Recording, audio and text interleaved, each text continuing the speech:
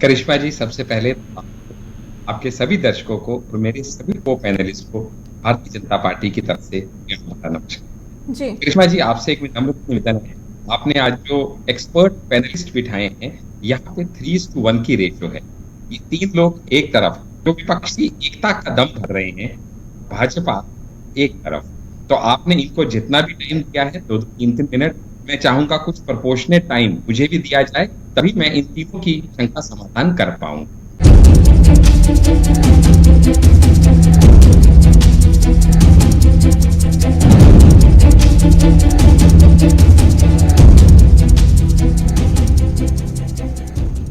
सबसे पहली बात, हमारे लर्नर राजेश तिवारी जी ने अपना वक्तव्य जहां से शुरू किया, आपके दर्शक इसको रिवाइंड करके सुन सकते हैं।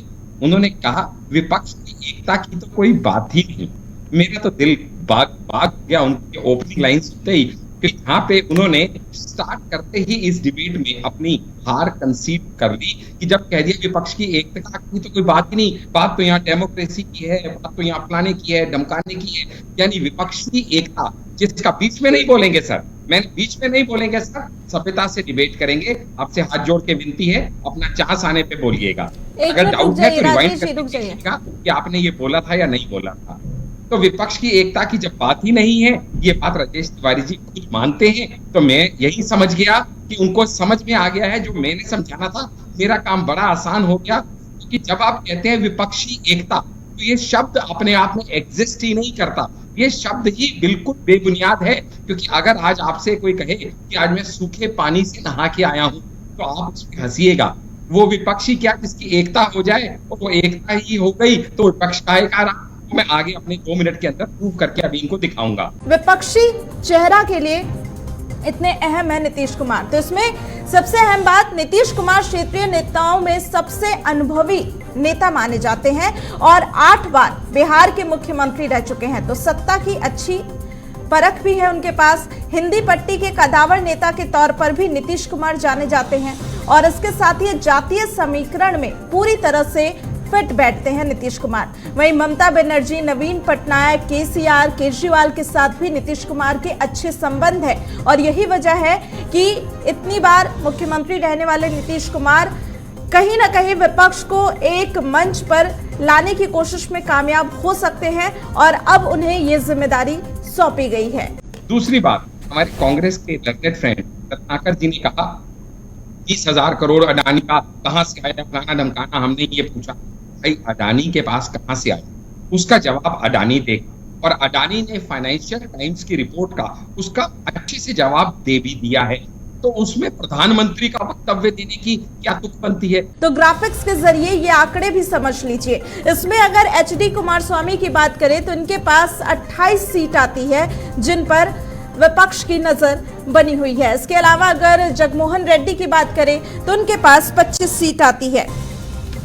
वहीं नवीन पटनायक की बात करें तो 21 सीटों के साथ नवीन पटनायक भी शामिल हैं और अगर अरविंद केजरीवाल की बात करें तो उनके पास 20 सीट आती है। वहीं अगर केसीआर की बात करें तो 17 सीटों के साथ केसीआर आते हैं, तो उद्धव ठाकरे 48 सीटों के साथ इस रेस में शामिल है। वहीं ममता बनर्जी की बात करें तो 42 सीटें उनके पास आती है।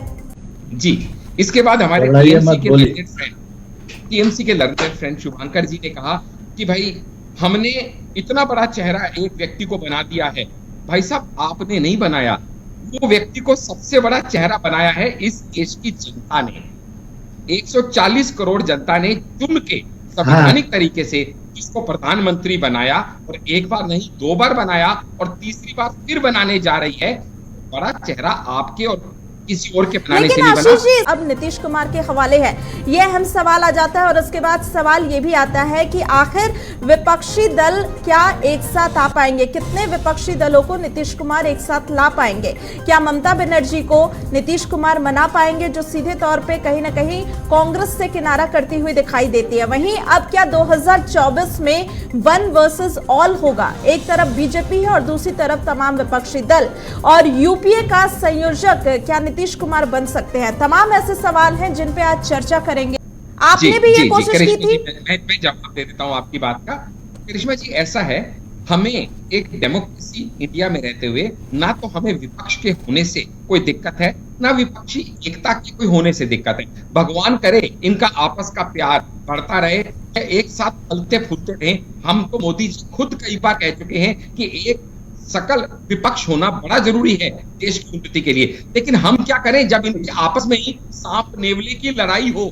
हम तो सिर्फ एक मोर की तरह बाहर बैठ के देख रहे हैं, ये एक दूसरे के खून के ही प्यासे हैं। जहां पे खुद नीतीश जी, आज आपने 2 बार ये कहा कि नीतीश जी को ये जिम्मेवारी दी गई है। मेरा सवाल है सभी विपक्ष के नेताओं से कि नीतीश जी को ये जिम्मेवारी दी किसने है? किसी ने जिम्मेवारी नहीं दी। इनमें से कोई नीतीश जी को अपना नेता मानने को तैयार नहीं है। पूछ लीजिएगा अभी टीएमसी से, क्या वो नेता मानने को तैयार है नीतीश जी को? जवाब मिलेगा नहीं।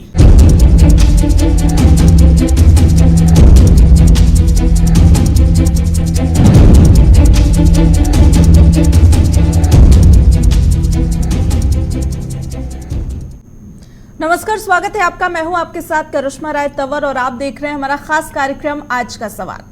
साल 2024 में लोकसभा चुनाव को लेकर देश की सभी प्रमुख दल तैयारियों में जुट गए हैं। एक तरफ मोदी सरकार है, बीजेपी कार्यकर्ता है जो लगातार चुनाव प्रचार में लगे हुए हैं और बीजेपी को लगातार पीएम मोदी की तरफ से जीत का मंत्र दिया जा रहा है, तो दूसरी तरफ विपक्षी दल भी अब एक्टिव हो गए हैं। इसी कड़ी में बुधवार को बिहार के सीएम नीतीश कुमार ने दिल्ली में कांग्रेस अध्यक्ष मल्लिकार्जुन खड़गे और राहुल गांधी से मुलाकात की। इस मुलाकात को कांग्रेस अध्यक्ष मल्लिकार्जुन खड़गे ने ऐतिहासिक करार दिया और वहीं 7 महीने के ब्रेक के बाद एक बार फिर से बिहार के मुख्यमंत्री नीतीश कुमार सक्रिय हो गए हैं। विपक्षी पार्टियों को बीजेपी के खिलाफ एकजुट करने की मुहिम में जुट गए हैं। उनकी पहली कोशिश कांग्रेस की जिस बैठक के बाद ठंडी पड़ गई थी, अब दूसरी कोशिश उसी कांग्रेस के साथ मीटिंग करने के बाद शुरू हो गई है। यूपीए में नीतीश कुमार वही भूमिका निभाने के लिए तैयार है जो जॉर्ज फर्नांडिस ने एनडीए के लिए निभाई थी। लेकिन अब सवाल ये उठता है कि विपक्ष के लिए नीतीश कुमार इतने जरूरी क्यों हैं? चलिए ग्राफिक्स के जरिए पहले आपको ये समझाते हैं कि आखिर क्यों विपक्षी चेहरा के लिए इतने अहम है नीतीश कुमार। तो इसमें सबसे अहम बात, नीतीश कुमार क्षेत्रीय नेताओं में सबसे अनुभवी नेता माने जाते हैं और 8 बार बिहार के मुख्यमंत्री रह चुके हैं, तो सत्ता की अच्छी परख भी है उनके पास। हिंदी पट्टी के कदावर नेता के तौर पर भी नीतीश कुमार जाने जाते हैं और इसके साथ ही जातीय समीकरण में पूरी तरह से फिट बैठते हैं नीतीश कुमार। वहीं ममता बनर्जी, नवीन पटनायक, केसीआर, केजरीवाल के साथ भी नीतीश कुमार के अच्छे संबंध है और यही वजह है कि इतनी बार मुख्यमंत्री रहने वाले नीतीश कुमार कहीं ना कहीं विपक्ष को एक मंच पर लाने की कोशिश में कामयाब हो सकते हैं और अब उन्हें ये जिम्मेदारी सौंपी गई है।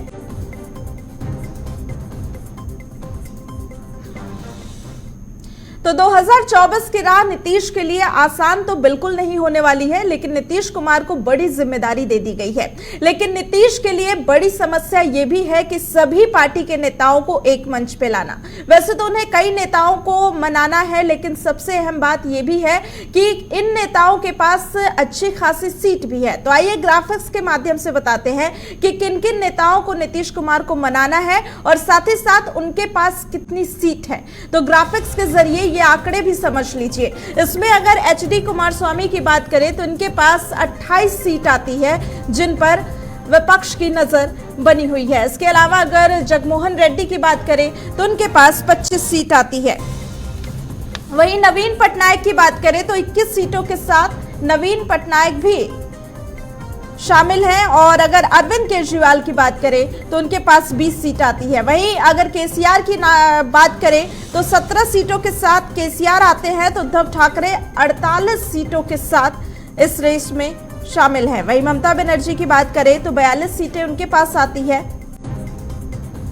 और तमाम आंकड़े अगर देखें तो किन नेताओं को मनाना नीतीश कुमार के लिए सबसे बड़ी चुनौती है, उसमें साफ तौर पे एक तरफ तो ममता बनर्जी हैं तो दूसरी तरफ अरविंद केजरीवाल भी हैं, जिनका पक्ष ज्यादातर कांग्रेस से मिलता हुआ नजर नहीं आता है। तो देश की हर पार्टी के नेताओं के साथ नीतीश कुमार के लगभग अच्छे संबंध है, ये उनकी सबसे बड़ी खासियत मानी जाती है। दक्षिण में अगर देवगौड़ा की जनता की बात करें तो तमाम नेताओं के साथ उनके अच्छे संबंध माने जाते हैं और ऐसे में नीतीश कुमार के लिए ये चुनौती कितनी आसान होने वाली है, कितनी मुश्किल होने वाली है, ये बड़ा सवाल बना हुआ है। अब नीतीश कुमार को जो जिम्मेदारी कांग्रेस से दी गई है, क्या वो इस जिम्मेदारी को निभा पाते हैं, नहीं निभा पाते? क्योंकि नीतीश कुमार के लिए सबसे बड़ी चुनौती है तमाम विपक्षी दलों को एक मंच पे लाना और उन दलों को खास तौर पे ले आना जो कांग्रेस के साथ अच्छे संबंध नहीं रखते हैं, क्योंकि कांग्रेस कहीं ना कहीं विपक्षी नेताओं के लिए एक टीस बनती हुई दिखाई दे रही है। इसी बीच एक बड़ी, चलिए बढ़ते आगे, अब बात करते हैं नीतीश कुमार की, जिन्हें अब 2024 लोकसभा चुनाव को लेकर बड़ी जिम्मेदारी दी गई है और क्या वो इस जिम्मेदारी को निभा पाते हैं या नहीं, ये तो वक्त ही बताएगा। लेकिन अब कई अहम सवाल सामने आते हैं। सवाल ये उठता है कि विपक्षी एकता क्या अब नीतीश कुमार के हवाले है, ये अहम सवाल आ जाता है। और उसके बाद सवाल ये भी आता है कि आखिर विपक्षी दल क्या एक साथ आ पाएंगे, कितने विपक्षी दलों को नीतीश कुमार एक साथ ला पाएंगे? क्या ममता बनर्जी को नीतीश कुमार मना पाएंगे, जो सीधे तौर पे कहीं ना कहीं कांग्रेस से किनारा करती हुई दिखाई देती है? वहीं अब क्या 2024 में वन वर्सेस ऑल होगा? एक तरफ बीजेपी है और दूसरी तरफ तमाम विपक्षी दल, और यूपीए का संयोजक क्या नीतीश कुमार बन सकते हैं? तमाम ऐसे सवाल हैं जिन पे आज चर्चा करेंगे और इन पर चर्चा करने के लिए तमाम गेस्ट भी हमारे साथ जुड़ रहे हैं। और इस दौरान बीजेपी से हमारे साथ डॉक्टर आशीष हांडा जी हैं, वहीं कांग्रेस से रत्नाकर सिंह है हमारे साथ, प्रवक्ता टीएमसी से भी है शुभांकर भट्टाचार्य, और इसके अलावा जेडीयू से राजेश तिवारी हमारे साथ बने हुए हैं। तो आप सभी का बहुत बहुत स्वागत है। और शुरुआत सबसे पहले राजेश तिवारी जी मैं आपसे कर रही हूं, क्योंकि अब जो बड़ी जिम्मेदारी नीतीश कुमार को दी गई है, क्या इस जिम्मेदारी को वो बखूबी निभा पाएंगे? क्योंकि तमाम ऐसे दल जिससे उनके अच्छे संबंध है उन्हें तो साथ लाना आसान होगा, लेकिन तमाम ऐसे दल जो कहीं ना कहीं कांग्रेस या दूसरे दलों से किनारा करते हुए दिखाई दे रहे थे, उन्हें किस मुद्दे पर एक साथ लाएंगे नीतीश कुमार? करिश्मा जी, बात विपक्ष की एकता की नहीं है, बात जरूरत है कि इस समय लोकतंत्र बचाने की। जब जिसको भी लोकतंत्र बचाने की मुहिम में आना है वो सब कोई आएगा ही, क्योंकि आज जिस तरह से लोकतंत्र खतरे में है देश में, जिस तरह से विपक्ष को कुचला जा रहा है, जिस तरह से महंगाई बेरोजगारी बढ़ रही है, उसको लेकर के आज मुहिम चलाने की जरूरत है। और माननीय मुख्यमंत्री नीतीश कुमार जी ने जिस विपक्षी एकता को लेकर के चले हुए हैं, ये सबसे बड़ी उपलब्धि है कि जिस तरह से कांग्रेस और आम आदमी पार्टी ने सकारात्मक पहल दिखाई है अपना गठबंधन को लेकर के और विपक्षी एकता के मुहिम में नीतीश जी के हाथों को मजबूत किया है। और हमें आशा है कि तमाम विपक्षी दल जो देश में लोकतंत्र को बचाने की मुहिम में आगे आ रहे हैं, ये एक सकारात्मक पहल है, क्योंकि आज के डेट में शाह का जो जोड़ी है वो देश को बर्बाद के कगार पर लेके चला गया है। और आज विपक्ष को जिस तरह से खत्म करने का जो मुहिम है, जिनके राष्ट्रीय अध्यक्ष कहते हैं कि क्षेत्रीय दलों को खत्म कर देंगे, इस मुहिम को बचाने के लिए सांप्रदायिकता जिस तरह से देश में फन फैलाए हुई है, गंगा जमनी तहजीब जो भारत का संस्कृति है, उसको जिस तरह से कुचलने का काम किया जा रहा है, आज जरूरत है कि 2024 में हम सब विपक्ष एकता मजबूती के साथ लड़े और 77 का जो इतिहास दोहराया गया था उसको पुनः हम लोग दोहराएं, क्योंकि आज जरूरी है विपक्षी एकता का। बिल्कुल, लेकिन राजेश जी, बीजेपी तो कह रही है कि ये गठबंधन नहीं ठगबंधन है, ये सिर्फ सत्ता के लोभी हैं जो इस समय एक मंच पे आने की कोशिश कर रहे हैं, इसका कुछ नहीं होने वाला और बीजेपी से चुनौती के तौर पे नहीं देख रही।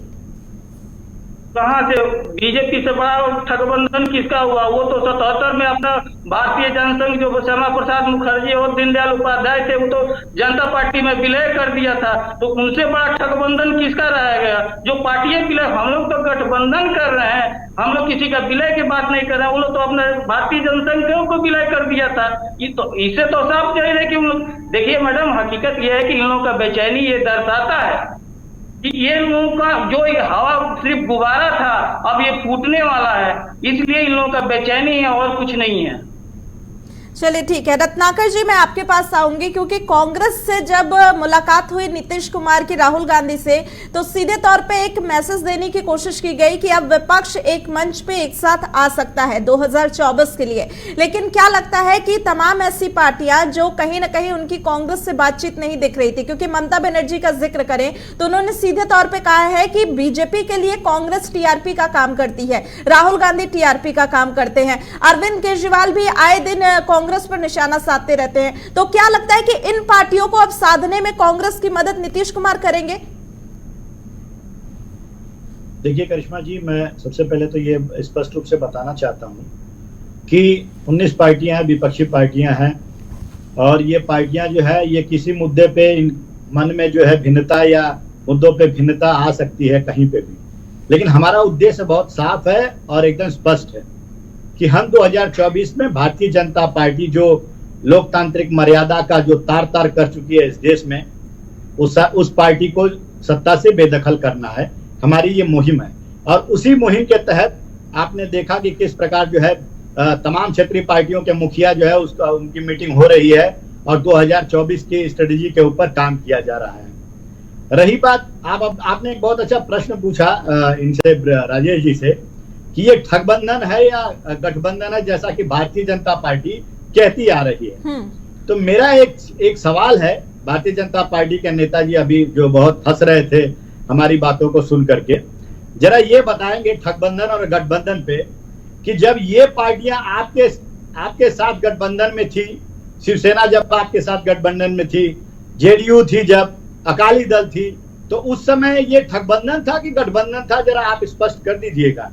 आज वही पार्टियां आपके कुनीतियों के कारण, आपकी क्षेत्रीय पार्टियों को खत्म करने की मुहिम के कारण, आप उनकी सत्ता को जो है उनकी पार्टियों को तोड़ने के कारण, अब जब वो आपसे हट गए हैं तो आप उसको ठगबंधन का नाम दे रहे हैं। मैं पूछना चाहूंगा, जब 1998 में जब यही एनडीए बना था कांग्रेस के खिलाफ, 16 पार्टियां थी, 16 पार्टियां क्या वो ठगबंधन कर रही थी कि गठबंधन कर रही थी? जरा ये बता दीजिए। आज इनकी सत्ता जो हिलती नजर आ रही है, उस सत्ता के ये भयभीत हो चुके हैं और नाम दे रहे हैं कि भ्रष्टाचारी पार्टियां एकत्रित हो गई हैं।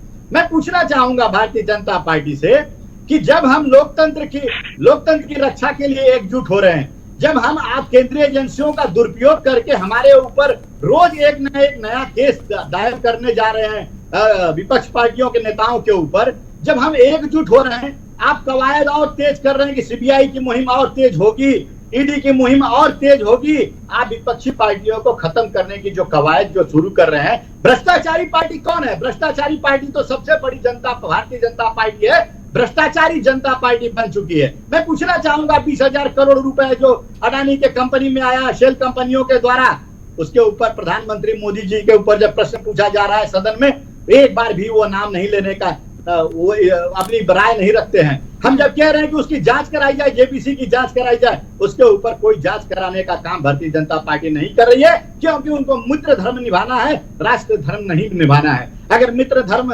निभाने में ये इतने मशगूल है कि आज देख लीजिए जनता कितनी त्राई कर रही है। लेकिन रत्नाकर जी, आपका स्टैंड भी तो उसी हिसाब से बदलता रहता है। अब एक तरफ आप आम आदमी पार्टी के साथ एक मंच पे आने की बात कर रहे हैं और तमाम विपक्षी दल को एकजुट करने की बात कर रहे हैं, दूसरी तरफ जब कोई केस आम आदमी पार्टी पर होता है तो आप कहते हैं ठीक है, ये तो भ्रष्टाचार के खिलाफ अच्छी कार्रवाई हो रही है, तब सरकारी एजेंसियां भी सही हो जाती हैं। तो कहीं ना कहीं कांग्रेस का भी स्टैंड अपने सहूलियत के हिसाब से बदलता रहता है। चलिए रत्नाकर जी, मैं आपके पास आऊंगी, क्योंकि जिस तरीके से ममता बनर्जी की तरफ से बार बार यही कहा जा रहा है कि बीजेपी बार बार यही चाहती है कि राहुल गांधी विपक्षी चेहरा बने, क्योंकि वो उनके लिए टीआरपी का काम करते हैं। राहुल गांधी का विपक्षी चेहरा बनना बीजेपी के लिए फायदे की बात है। तो क्या इन चीजों को भुलाकर अब ममता बनर्जी एक मंच पे आएंगी?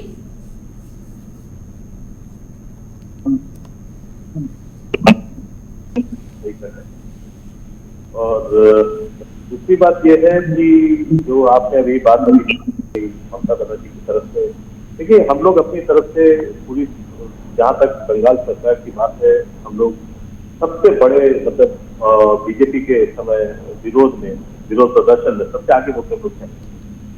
दूसरी बात, जहाँ तक नीतीश कुमार जी और अरविंद केजरीवाल जी सब बड़े चेहरे हैं, शरद पवार बड़ा चेहरा है, ये सब अपने अपने जगह बड़े चेहरे, और सबका जो उद्देश्य है वो एक ही है। उद्देश्य एक है कि भाई आपके पास एक मजबूत विकल्प होना चाहिए। ये जो बात बार बार फैलाई जाती है कि मोदी बनाम कौन, हम लोगों ने एक चेहरा इतना बड़ा बना दिया देश में कि हमने बाकी चीजें सब खोती कर दी। भगवान पैदा किए गए यहाँ पे, और ये यहाँ पे गलत हो रहा है। ये बात जब तक लोगों को समझ में आएगी तब तक कहीं देर ना हो जाए। इसी बात की कम से कम सब लोग खुद जोर की कवायद करते हैं और अपनी अपनी जगह पे हर कोई मजबूत है। नीतीश जी बिहार में मजबूत है, ममता दीदी बंगाल में मजबूती से लड़ रही है, अरविंद केजरीवाल पंजाब को संभाले हैं। तो ये सारी चीजें जो है अपनी अपनी जगह से सब लोग मजबूती से 2024 में सब अपने से खेले से मजबूती से लड़ेंगे, सब एक साथ आएंगे, तब बात आएगी कि हाँ कैसे करके नेतृत्व होगा। ये सब बात की बातें हैं, अभी से ये सब चीजों का आकलन लगाना ये कोई सेंस नहीं बनता है।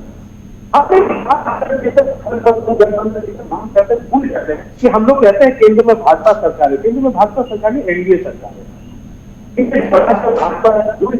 तो कहीं ना कहीं एनडीए के क्या लगता है जिस तरीके से उनके साथ कहीं ना कहीं गलत होता है। लेकिन शुभांकर जी क्या लगता है, जिस तरीके से अभी तक बार बार सवाल उठ रहा था कि आखिर विपक्षी चेहरा के लिए सूत्रधार कौन बनेगा, वो चेहरा कौन सा होगा? एक तरफ ममता बनर्जी थी, नीतीश कुमार थे, अरविंद केजरीवाल थे, सभी अपने आप को सूत्रधार समझ रहे थे और लगातार विपक्ष को एकजुट करने की कोशिश कर रहे हैं। तो क्या लगता है कि अब नीतीश कुमार ने ये पहल शुरू की है तो इसमें तमाम विपक्षी दल एक मंच पे आ पाएंगे? लेकिन हर कोई अपनी जगह से कोशिश कर रहा है, केजरीवाल भी कोशिश कर रहे हैं, दीदी ने भी कोशिश किया है, दीदी जी कोशिश कर रहे हैं, छोटी से एक जगह पर है। तो इसमें से नहीं समझ रहा है। बात यह है कि सूत्रधार की बात आप क्या कहना चाहते हैं? सूत्रधार का मतलब प्रधानमंत्री का चेहरा, वो तो बात पर डिसाइड होगा। सूत्रधार का मतलब होता है कि जो कम से कम 10 साल खड़ा हो संवाद करते हैं, और ये सारे चेहरे अपने आप में काबिल हैं, ये सब काबिल चेहरे हैं। तो इस बात को बार बार कह के ना देश की राजनीति को छोटा नहीं करना चाहिए। इतना बड़ा देश है, उसमें आपके पास 4 विकल्प तो होने ही होने चाहिए, ये तो अच्छी बात है। लोकतंत्र में जब विकल्प की कमी पड़ जाए तब लोकतंत्र को चिंता होती है। ठीक है, बात लोकतंत्र को जो बचाने की आती है तो उसमें कभी मोनोपॉली नहीं कर सकती। ठीक है तो ये तो आशीष होना चाहिए, हम ऐसे देश में है जहाँ पे मोनोपॉली नहीं होनी चाहिए।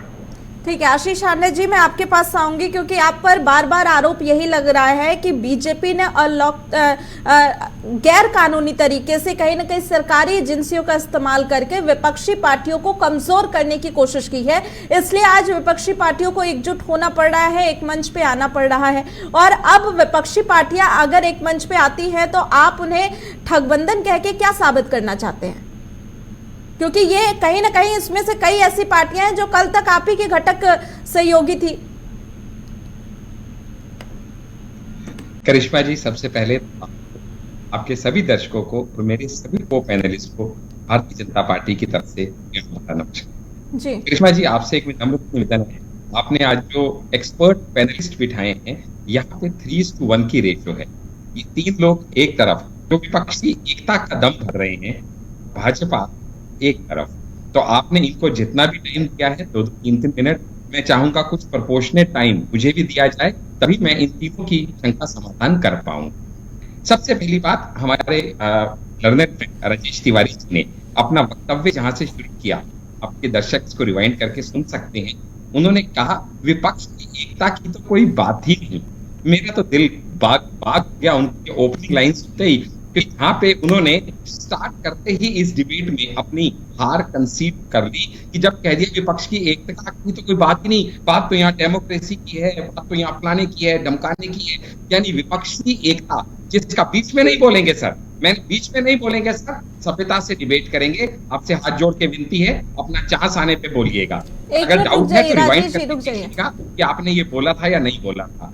तो विपक्ष की एकता की जब बात ही नहीं है, ये बात राजेश तिवारी जी खुद मानते हैं, तो मैं यही समझ गया कि उनको समझ में आ गया है जो मैंने समझाना था, मेरा काम बड़ा आसान हो गया। क्योंकि जब आप कहते हैं विपक्षी एकता, तो ये शब्द अपने आप में एग्जिस्ट ही नहीं करता, ये शब्द ही बिल्कुल बेबुनियाद है। क्योंकि अगर आज आपसे कोई कहे कि आज मैं सूखे पानी से नहा के आया हूं, तो आप उस पर हंसिएगा। वो विपक्षी क्या जिसकी एकता हो जाए, वो एकता ही हो गई तो विपक्ष का रहा। मैं आगे अपने 2 मिनट के अंदर प्रूव करके अभी इनको दिखाऊंगा। दूसरी बात, हमारे कांग्रेस के लर्नेड फ्रेंड रत्नाकर जी ने कहा 30,000 करोड़ अडानी का कहां से आया, फलाना धमकाना, हमने ये पूछा भाई अडानी के पास कहां से आया, उसका जवाब अडानी देगा। और अडानी ने फाइनेंशियल टाइम्स की रिपोर्ट का उसका अच्छे से जवाब दे भी दिया है।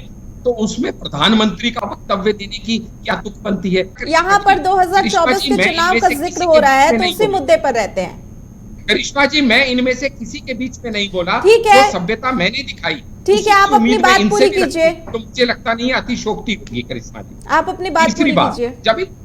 जब इन सबको आपने 2-2 मिनट का टाइम दिया और सबने भाजपा के आशीष ऊपर जी, आप अपनी लांछन बात तो लगाए, पूरी कीजिए, जवाब कोई नहीं बोल रहा भाजपा आपके के ना- बीच में। जी नहीं, रत्नाकर जी भी बोले हैं, राजेश तिवारी जी भी बोले हैं। कोई नहीं बोल रहा, आप करके अपनी बात देखिएगा। पूरी कीजिए। जी, इसके बाद हमारे घबराइए टीएमसी मत, के बोलिए। लर्नेड फ्रेंड शुभांकर जी ने कहा कि भाई हमने इतना बड़ा चेहरा एक व्यक्ति को बना दिया है। भाई साहब, आपने नहीं बनाया, वो व्यक्ति को सबसे बड़ा चेहरा बनाया है इस देश की जनता ने। 140 करोड़ जनता ने चुन के संवैधानिक तरीके से इसको प्रधानमंत्री बनाया, और एक बार नहीं 2 बार बनाया, और तीसरी बार फिर बनाने जा रही है। बड़ा चेहरा आपके और किसी और के बनाने से लेकिन नहीं बना। आशीष जी, इसमें गलत क्या है? इससे पहले जब यूपीए की सरकार थी तो बीजेपी ने भी ऐसी ही कोशिश की थी, तमाम विपक्षी दलों को एक मंच पे लेकर आई थी। चाहे कहते हैं कि जब किसी दल से बड़ा कोई चेहरा हो जाए तो विपक्षी दलों को एक होना पड़ता है। यही हुआ था इंदिरा गांधी के राज में, यही हुआ था जवाहरलाल नेहरू के राज में, और अब यही हो रहा है मोदी जी के राज में। तो इसमें गलत क्या है अगर विपक्षी दल एक मंच पर आते हैं? तो आपने भी ये कोशिश की थी। मैं जवाब दे देता हूं आपकी बात का। करिश्मा जी, ऐसा है, हमें एक डेमोक्रेसी इंडिया में रहते हुए ना तो हमें विपक्ष के होने से कोई दिक्कत है, ना विपक्षी एकता के कोई होने से दिक्कत है। भगवान करे इनका आपस का प्यार बढ़ता रहे, एक साथ फलते फूलते रहे। हम तो मोदी जी खुद कई बार कह चुके हैं कि एक सकल विपक्ष होना बड़ा जरूरी है देश की उन्नति के लिए। लेकिन हम क्या करें जब इनके आपस में ही सांप नेवले की लड़ाई हो? हम तो सिर्फ एक मोर की तरह बाहर बैठ के देख रहे हैं, ये एक दूसरे के खून के ही प्यासे हैं। जहां पे खुद नीतीश जी, आज आपने 2 बार ये कहा कि नीतीश जी को ये जिम्मेवारी दी गई है। मेरा सवाल है सभी विपक्ष के नेताओं से कि नीतीश जी को ये जिम्मेवारी दी किसने है? किसी ने जिम्मेवारी नहीं दी। इनमें से कोई नीतीश जी को अपना नेता मानने को तैयार नहीं है। पूछ लीजिएगा अभी टीएमसी से, क्या वो नेता मानने को तैयार है नीतीश जी को? जवाब मिलेगा नहीं। एक छोटी सी प्रतिक्रिया खुद आगे राजेश जी आप दीजिए। वो कह रहे हैं कि नीतीश कुमार को कोई अपना नेता मानने के लिए तैयार ही नहीं है। प्रोजेक्ट कर रहे हैं करिश्मा जी। और तीसरी सबसे बड़ी बात करिश्मा जी, डॉक्टर साहब जो है, अब हमको लगता तो नहीं है कि आशीष जी, समय की कमी है, डॉक्टर थोड़ा समय, सबसे क्लोजिंग स्टेटमेंट। करिश्मा जी, लगता तो नहीं है कि डॉक्टर साहब एमबीबीएस के डॉक्टर हैं, पीएचडी अपने मान्यवर नेताजी जैसा इनका भी डिग्री लग रहा है कि वो जांचे के घेरे में है।